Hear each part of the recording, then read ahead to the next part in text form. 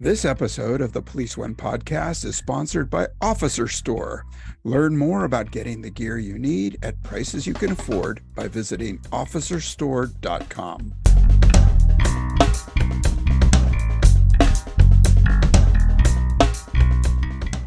Hey, welcome back to Policing Matters on policeone.com. I'm your host. I am your host, Jim Dudley, and I hope you're watching on YouTube, or if not, then you're listening in the audio version and you're getting in a run or a walk or you're in the gym. Well, today we're talking about something that every public safety professional understands intimately, or should, and that's resilience. In our line of work, we witness misery and trauma up close, some of it direct, some of it vicarious, and for years, the coping strategy was silence, bury it deep, strap it on your back, or let's be honest, maybe numb it with a drink or two or more. Well, now we know better. We know what needs to be done, but the question is how. And today we have a great guest to help answer that. She's a seasoned professional with a unique background and a powerful perspective.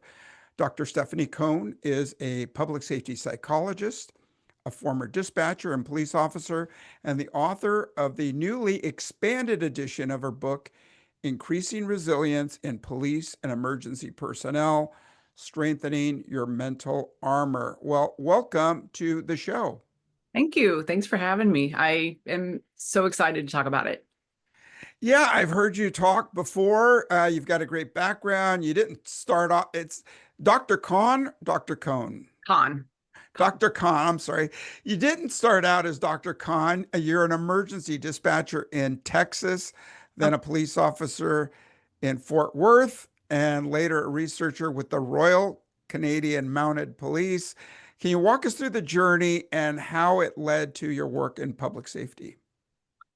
Yeah, it actually did start being born into a police family. My dad was an officer for almost 40 years. And so I grew up around police dispatch. Fire was right across the alley from my dad's job. And I became a dispatcher at 23. I went to the other side of the radio to become an officer at 26 and was an officer until 35. And when I was an officer, I was a peer support team member.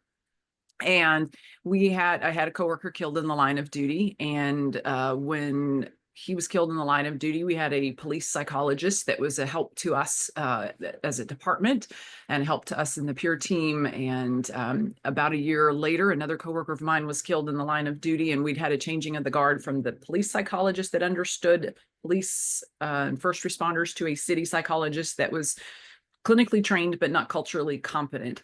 And so I had a hard time as a peer supporter getting folks to take referrals to someone that wasn't culturally competent. They wanted, and I did not have the skill set to help them as a peer supporter in the way that they deserved help.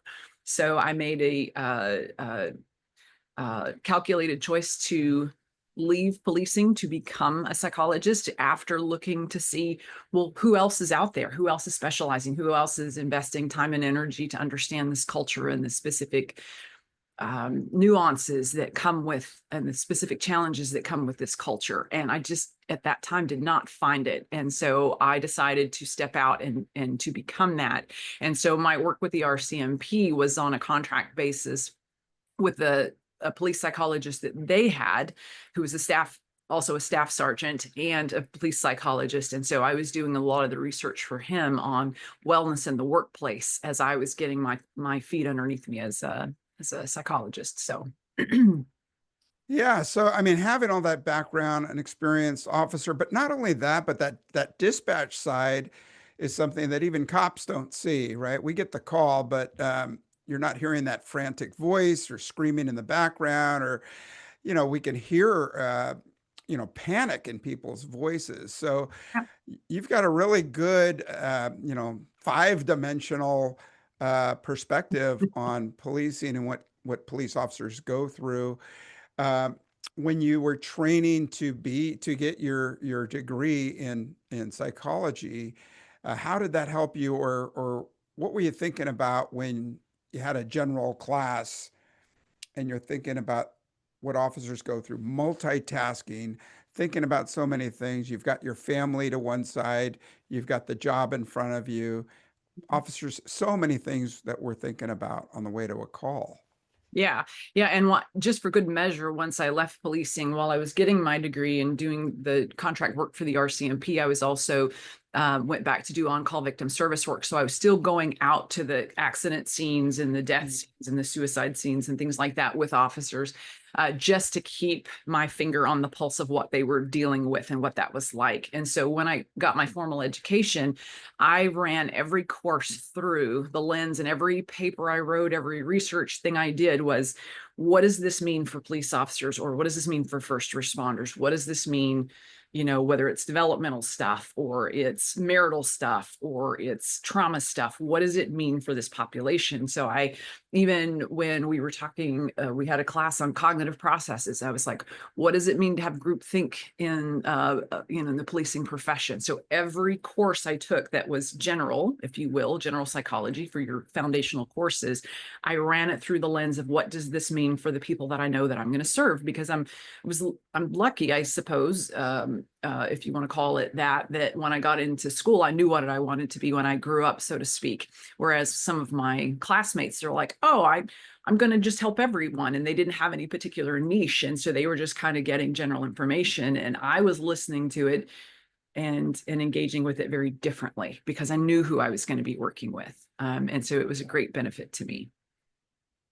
Yeah, and so I'm thinking back to my own education and my master's program in sociology. I'd hear some feedback that, yeah, okay, your experience as a police officer is anecdotal, sometimes empirical, but when you have that scale of being exposed to trauma, I'm sure you know what I'm talking about, or getting to. We've got that scale of what regular people see, the trauma, the everyday trauma, and then you see what the police officer sees Yes. magnified by 100. So at some point, that anecdotal experience becomes empirical, becomes foundational in human behavior. What you say? Yeah, and it was interesting because, yeah, there were some people that, were shocked when they would grade my paper or I would do a presentation, because they would say, oh, I had no idea that was what, the first responder life is like. But then I also had a dream team, because I had one person that was a trauma specialist. I had another person that was a military, and when I'm saying person, these were my advisors. I had another one that was a first responder specialist and worked in the military and was military. And then I had another one that was a specialist when it came to career issues. So I didn't have to teach them too much. They understood quite a bit.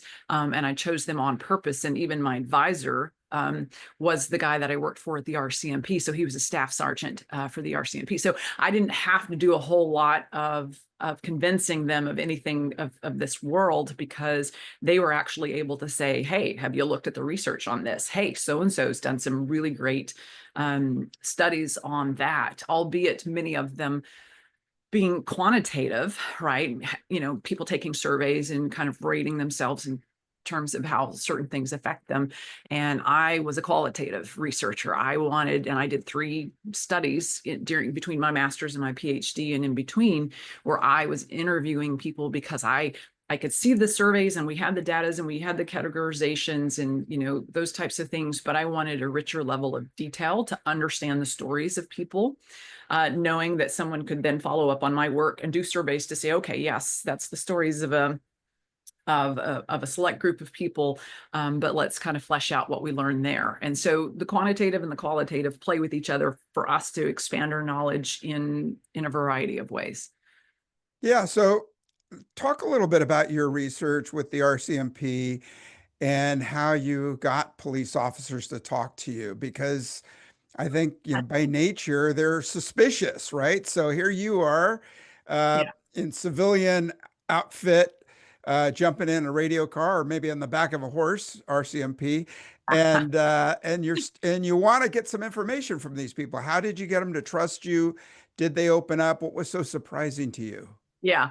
And I didn't do the research at these particular studies at the RCMP. When I did research for the RCMP, it was pulling a lot of information together and writing up summary reports of what we understand about certain workplace wellness, and then providing it to my supervisor. So when I actually did qualitative interviews, I did it with a variety of police officers from a variety of departments in the US and in Canada. And I even did some of the research with firefighters as well. And so, and I have to tell you, both as a researcher then and as a treating clinician now, background matters a lot. Your approach to people matters a lot. And so I believe I had like a brief snippet as to what my background was and why I was doing the research. And that usually slightly opens a few doors. And then just being a real person that has a genuine care and desire to understand somebody else's experience, that gets you a little bit further into the door. And what's interesting is I did this research. I've had my PhD for 10 years. So I did this research at, more than 10 years ago. And I'm still in contact with a couple of the people that I did the research with, because they wanted to know, what did you learn? What did you find out from, because even going through the interview themselves was in some regards kind of insightful and therapeutic for them. So they wanted to know what I learned from other people. Are they struggling as I was struggling? Did they do what I did that helped me, move through this experience? And so it's really funny because one in particular I'm thinking of, I probably still talk to him every couple of weeks, at least on social media, if not somewhere else. And so there ends up being this I don't know, I don't want to call it a secret handshake, but once you've been in the job and they know you care and you're not just someone trying to get a grade and a paper that you need to do, or that kind of stuff, they're actually quite gracious and willing to talk, even knowing that it's a recorded interview, which was surprising, but now not so surprising. Yeah, for sure. In your work as a psychologist and as a peer team advisor, what common threads have you seen in terms of mental health challenges? Are there certain roles or assignments that tend to carry a heavier burden, maybe? Yeah, there are definitely, I have a disproportionately high number of people that work in, and I obviously speak in generalities here, but child sex abuse and Mm. sexual abuse or violent persons crimes or traffic reconstruction kind of things. People that go to the worst of the worst, right? But but the trends that I see when I'm doing advising for peer support, and they're very, they're even confidential with me, and that's by design. They don't go in and say, hey, I'm working with, Bob Smith, and here's what's going on for Bob Smith. So I get themes of, here's what I'm trying to support someone with. What would you recommend? Is a lot of times people have a lot of misinformation. They believe that talking to a person means they're going to lose their job, or talking to a person would be pointless, or that it wouldn't be helpful, or that they have to be a certain level of tore up from the floor up for it to even warrant them talking to somebody. And so there's a lot of misinformation and a lot of fear around getting help, and actually there's a lot of hopelessness around, is there anything that can even be done for what's going on for me? And whether that what's going on for me is a person that's reeling from a string of bad calls or a string of bad cases, or hey, there's nothing that I can really do about this health issue or this relationship issue, or this organizational betrayal that I perceive and feeling like I'm dwelling in. And so it's a lot of hopelessness around being able to navigate those types of issues. Mm-hmm. Yeah, I mean, you mentioned that organizational stress. We often think about, the awful car crash or the death or things like that, but sometimes that organizational stress over time is just relentless. And I'm sure a lot of people you talked to talked about that. Oh yeah, and the research supports that as well. I mean, I've got some colleagues that are doing some research in the US and then in other parts of the world, and they found consistently it isn't the operational stuff, meaning it's not the calls, it's the organizational stuff. And Mm-hmm. people will stay with an organization even if the call volume is high and the violence is high, if they feel cared for by the organization. But when they don't, they won't. And that's where you start to have more retention issues and turnover issues and those types of things. And we've known that for, gosh, a couple of decades now, maybe even more. But it's really highlighting, hey, they will do better with that trauma exposure if they feel like the people around them care about them and will take care of them and will support them to work through it. Yeah, So 100% with you there. I just got back from a recruitment and retention conference, and we talked about leadership being so important in an organization. I gave the example of an agency that was giving away $100,000 bonus to laterals and couldn't fulfill, the amount of money that they had, the quota of, I think it was 10 officers. And then 6 months later, the chief retired from his position, and a lot of turmoil in the agency. Hey, I've had a couple of people, respected experts, say that resilience is a dirty word, that it may connote a weakness to those who struggle every day. One said that we should try to get through life without challenges at all. What was one of the most powerful insights that came out of your research? Something that changed the way you think about resilience? I know resilience is a topic that you choose to address. yeah, that just, for those of you that are listening and not watching, I just made a very pained face when Jim said what he said. There is no resilience without adversity. Like, you've got to have adversity. You've got to have challenges. To me, and I've written quite a bit about it. I've researched a lot, thousands and thousands of hours, probably thousands and thousands of articles, books, interviews on what makes a person resilient. And I've taught a resilience course for at least 7 or 8 years. And without fail, every time I ask, is a person born resilient, or is this something that they can learn? And we have the same conversation with slight changes where everyone says, you've got to have the adversity to learn life lessons, to learn, fall 7, rise 8. And you cannot build that muscle and build that insight and build that support team and determine who the support team actually is, or when push comes to shove, without the adversity. And I've looked at the experts throughout history, and I talk about it in my book, whether it be people held as POWs, people held in concentration camps, people held captive, some adversity, like the pinnacle of adversity, really. And these are incredibly strong, resilient individuals. And I will even say nowadays, and I don't do pre-employment evaluations, but I know people that do. And there are a lot of people that have been handled with kid gloves as kids, where they've gone from helicopter parenting, where I'm kind of hovering over you, making sure you're okay, to snowplow parenting, let me move every obstacle out of your way. And so you have a greater influx of people that are not resilient because they've had that helicopter parent or that snowplow parent remove those obstacles, so that we do not have resilient people. We have more fragile people. And so if an supposed expert, and I'm going to say they're not an expert if they don't understand this very foundational concept, maybe they're an expert in something else, if they don't understand that it is that adversity that builds that strength, I just don't even know how to get my head wrapped around that being a dirty word. It's an essential word. And I even refer to resilience as officer safety. And so you must have awareness of the threats on the scene. You must have the awareness of any potential threats before you arrive on the scene. You must have a plan of action, decisions you're going to make, actions you're going to take to make yourself safe.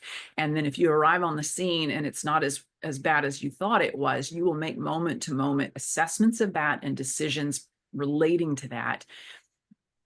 That is resilient. That is that insight. It's not the absence of that stressor. It's that awareness of what it is and taking actions to address it. And then if someone pops out of some unexpected corner and clocks you in the eye, then it's that ongoing, what do I do now, both physically, and then what do I do now when this is done psychologically to recover from that? And that is resilient. Yeah, so I guess you're saying it's a learned behavior. How do we learn it? Do we get a mentor? Do we read a book? What do we do?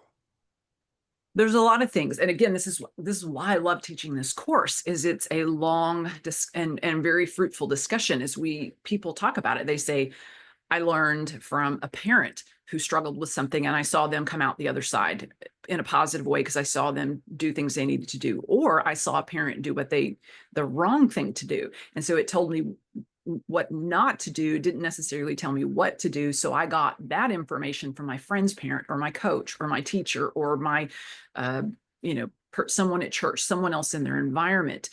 It is books, it is podcasts, it is your social circle. It is courses that agencies offer in service or academy or those types of things. It is trial and error. And there's a little bit, no one likes to talk about this, but there is a little bit of personality, which can come down to, if you, and I've worked with people that their parents were immigrants and they came from war-torn areas and they had a lot of adversity. And so their perspective when they are here and they're like, oh my gosh, people are having a fit about this as a problem. That's not actually a problem. So they are really, I think it's both genetically and behaviorally transmitted to them to have a hardier disposition to be able to say, that is actually surmountable. That's doable, instead of that adversity from their family coming from a war-torn area or what have you as being a hindrance for them. Which is again where we start getting into the ACEs score, the adverse childhood experiences scales, right? They say, oh my gosh, these people have a greater likelihood of having problems in life. And I'm not here to debate the validity of that, but we also have to recognize the benevolent childhood experiences scale. There were also good things there that factor into the equation on whether or not a person manages things well. And that's not just in childhood, that's also in adulthood. There's adversity, but then there's also the benevolent, the helpful things too. So, yeah, I'm 100% with you there. So it's a long process. What about things that you mentioned podcasts? Thank you for that. But also, daily affirmations or some apps that we're listening to. Are those helpful or is that a bunch of hoo-ha? I have a saying now that I want to change what cops and other first responders call woo-woo to whoa, because there's no recommendation that I make to anyone that doesn't have science, doesn't have an evidentiary background to it or backing to it, right? So breathing exercises, I have tons of books back here that talk about the science of the breath and the chemical exchange and the heart rate, respiration, all this other kind of stuff, slowing down, and how it improves performance and how it improves clear thinking and all these other types of things. So I tell people, I'm going to tell you the signs that you're not doing well. I'm going to tell you the science of why you're not doing well, because that makes a case for the strategies that I'm going to tell you that help you to do well. And those strategies it is breathing. Elite performers, both in military and in athletic arenas, use visualizations. They do this, when you're, going to make entry into a house, you need to picture yourself and where you're going to go and where your team's going to go and how you're going to successfully, do your mission. And you've got to have those visualizations, right? And then, there's a beautiful Blue Angels video of these pilots where they're sitting there and going through the motions and visualizing the turns and all the other things, because they're practicing it in their body and their mind before they do it in real life, because they need that practice in advance, right? And so there's a lot of science that backs these woo-woo things that I suggest we practice on a regular basis, and not just in pursuit of our well-being, but in pursuit of your performance as a first responder, right? And even as a spouse or a parent or a friend. Yeah, absolutely. And I mean, you just described pretty much a SWAT operator before they're going to do an entry. They want to plot it all out. Yeah. They practice breathing. They want to go through the steps, and they literally want to get that sort of body movement into what they're about to do. And then, of course, for shooting, breathing is essential to practice. Yeah. All great stuff. Hey, I want to ask you more about what we can do to take care of ourselves personally. But first, I want to take a moment and thank our sponsor, Officer Store, equipping protectors with passion. That's how we operate, and it's how we live. We understand that having the right gear can mean the difference between life and death. Our goal is to get you the gear you need, when you need it, at prices you can afford. Visit us at officerstore.com. And we're back, still joined by Dr. Stephanie Conn, public safety psychologist, author, and former police officer and dispatcher, I might throw in there.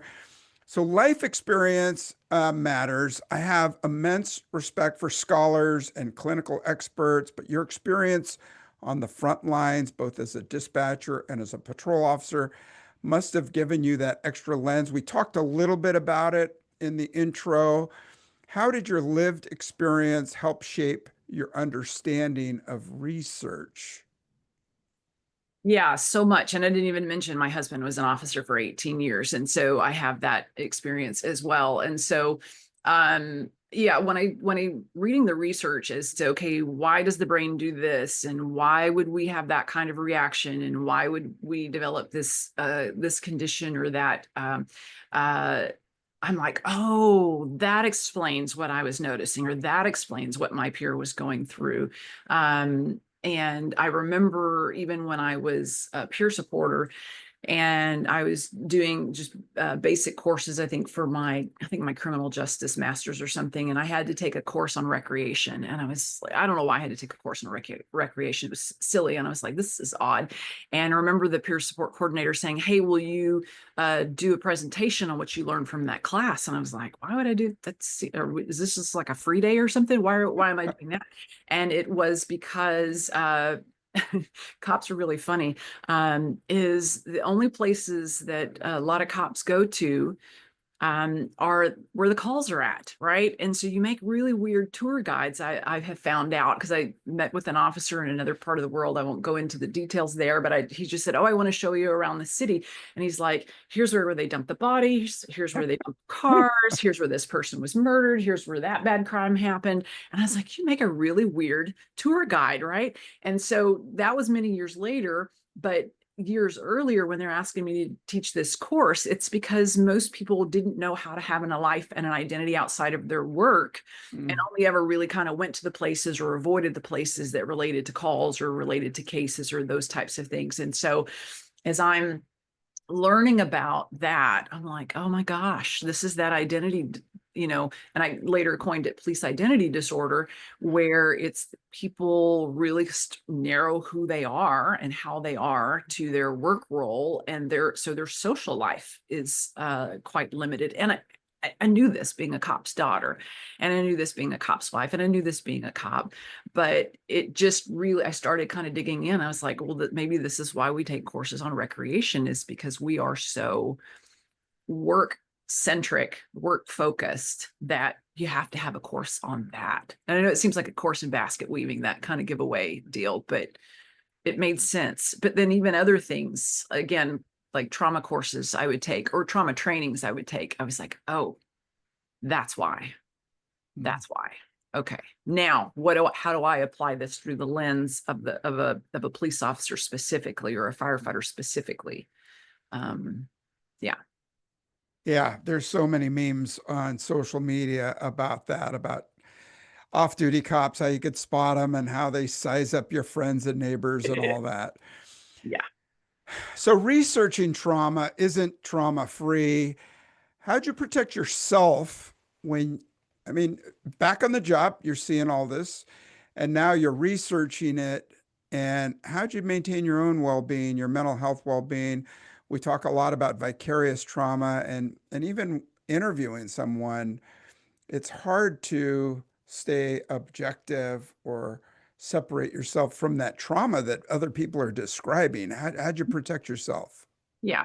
And the research doesn't get me, but I do, I'm a treating psychologist. So I sit every week and listen, and I specialize in trauma. And so I hear trauma stories hour after hour after hour after hour, and critical incident stories of, fatal OISs or fatal car crashes and that kind of stuff. And so, but I do get asked that question very often. In fact, I was riding along with the fire department a few weeks ago, and one of the new firefighters said, well, so who do you talk to? Like, what do you do? And I was like, well, that's a kind of hard question to answer right here on the scene of this person having, their medical issue. So I'll say what I didn't really get to go into detail with him is that I don't listen to the stories in the same way that most people listen to stories.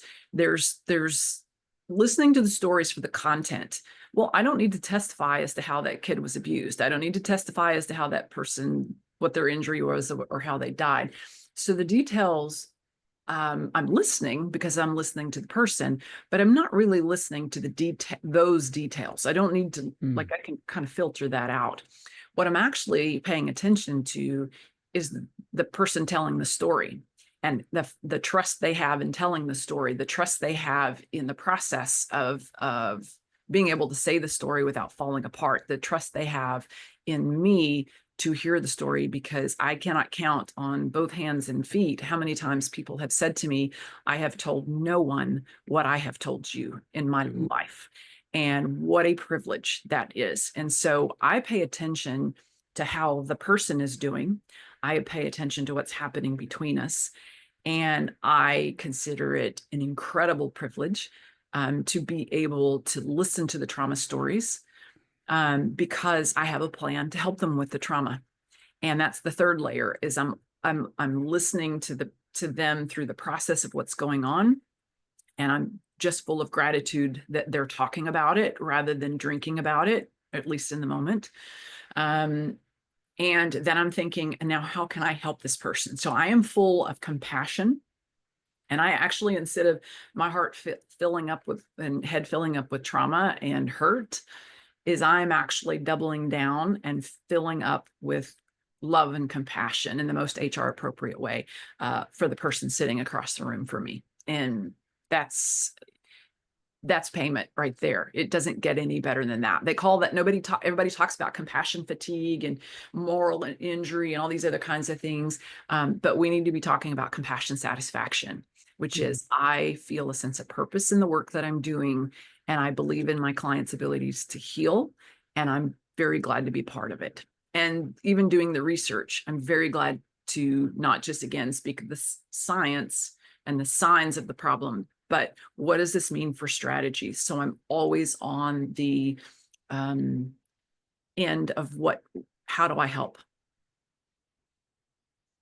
Yeah, so in your book and in some of your other publications, you talk about emergency personnel. And I'm just wondering, your book focuses on police and, quote, emergency personnel. You just mentioned firefighters. For our listeners, though, who exactly does that include? Is there a common theme among all of the emergency response? I won't even say first responders, because we know who gets there first, but we know who gets the call first, Yeah. and then we know who gets there with other equipment afterwards. Uh, who else does it include? What is the common thing among all of them? Yeah. Yeah. The book, when I wrote it, the original version in 2018, almost didn't happen because it was a big project in my mind, because I wanted it through four lenses. I wanted it through the lens of the line officer or the line first responder, and I'll come back to that, or emergency responder. I'll talk about that. I wanted it to be for the executive, because they oftentimes are ignored. And my dad was a chief for more than half his career. And I understand they have very distinct challenges on their own. It is for the non-sworn, So the dispatcher, for which, they're sworn in some areas, but for the dispatcher, call taker, records clerk, crime scene person, and the family member. And so I wrote it for all four lenses. So, but encouraging each one to read, not to just skip ahead to their section, but to read all of it so that they get, because they're going to get something out of all of it. But then when we tackle the emergency responder notion, or the emergency personnel, is I have many firefighters, EMS, folks, corrections folks that read this and say, yes, this applies to me, because you're talking about the processes of seeing chronic suffering. You're talking about the process of feeling helpless to help somebody. You're talking about the shift work. You're talking about being on call, all those types of things. So that goes across all the first responders, all the emergency personnel. And there are many parallel. So many of those things overlap or are just almost the same. But then I also know there's differences between police and fire. And so people that come to work for me, if they have a police background, I send them on fire engines. If they have a fire background, I send them in police cars. And I still ride along with police and fire all the time, because I know that they respond, in at least three, usually fours. And so, for a fire engine, and they have designated roles, and they have different, it's just a very different setup, and they have the nature of what they're doing is very different. And so there are a lot of differences. And then corrections, they're always surrounded by the inmates, versus getting to occasionally encounter a citizen that lost her wallet or wanted to buy their lunch because they saw them at Chipotle or whatever. They don't get that, right? So there's very uh, distinct differences as well. But I believe that the book, and I've been told that the book applies across all of those. And that's by design. And even my recent version, which is this year, 2025, I think I even expanded that even further, because I wanted it to be more inclusive, because I didn't feel like I had, that I was so overwhelmed with the four lenses that I couldn't also kind of add in some other things that would more readily apply to other emergency responders. Okay. Well, let's dig into the book a little bit. If you could offer one practical tool, technique, or mindset from your mental armor that you refer to in the book, the toolkit that officers can start using today, what would it be? Well, and I remember you offered me that question. I was like, oh my gosh, seriously? Just one. Um, each chapter, by the way, has tools for your duty bag. And so each of them here's the takeaways. Here's what I want you to know. But I think one of the things that I expanded on this edition, far beyond what I did in the previous one, was sleep, because of all the first responders I see as clients, and then those that I talk with as peer supporters, and then that I just work with in the agencies I'm on contract with, probably 8 or 9 out of 10 have difficulty either falling asleep or staying asleep. And we know from readings, and I've had tons of sleep training and sleep science readings and things like that, that if you do not get good sleep, your decision making is impaired. You're 60% more emotionally volatile. You're at greater risk for a number of health conditions, and depression and anxiety, all these other types of things. So it is the foundation that all other resilience factors rest upon, unintended. And so I put quite a bit of specific sleep strategies for falling asleep, for returning to sleep, for creating a baseline of better sleep. I put a lot of that in there, as well as resources for that. Great. Okay, so I know a lot of our listeners are veteran officers through management. Say you're talking to a room full of new recruits. I mean, we're 5 years past 2020, and so we've got this new version of public safety officers across the board. What would you say to them starting out their career to prepare mentally? I mean, sleep is a great one, right? Do what you can. Don't, load up on caffeine before you go to bed, turn off the screens, all those kinds of things. What would you say to a room full of new recruits to say, hey, you're embarking on a career that can potentially have a lot of impact on you physically and psychologically. This is what you need to do. Yeah, and that's tall order. I do a lot of training at the academy level, and they have asked me to train them on, that police identity. So just maintaining that the broadness of how you define yourself and keeping other people in your life and other hobbies in your life and these types of things. But I love this quote. I'm going to muck it up because it's not in front of me. But a group of scientists and actually a retired firefighter said how a person or an organization will do 2 years after an event depends on how they were doing 2 days before. Build on the basics. And so I believe that would be the message that I would say is, don't say, oh my gosh, I hope I don't get that call that's going to kind of rock my world. Prepare, you're going to have a call that's going to rock your world, and make sure you have the basics to be able to navigate that, if that is 2 years from now or next week or 2 weeks from now. And so it really is it's not sexy, but it is that sleep, those relationships, those health practices. And if you find yourself missing that date night or missing that workout or that 8 minutes of breathing, because it can be, think small, you don't have to go into a cave and twist up like a pretzel for 3 days to restore yourself. Think small, but you've got to do those small things on a regular basis to have this baseline of well-being. And then on top of it, have tools that help you in that moment. And but you can't just have tools in that moment and not have that baseline. That's where, again, I come back to Richard Gist and Patricia Watson, and I can't remember the other two individuals, their quote, build on the basics. So. Yeah, read it, learn it, live it. Mm-hmm. Hey, you know what? Thank you so much for your work in helping public safety people understand trauma and how to build resilience with your second edition of Increasing Resilience in Police and Emergency Personnel, Strengthening Your Mental Armor. Dr. Stephanie Conn, she's holding up a copy of her book, and we have a link in our show notes. Check it out. Thank you so much for all you've offered today. Yeah, you're welcome. I'm really happy to be here. Thank you for asking me all these interesting, stumping questions.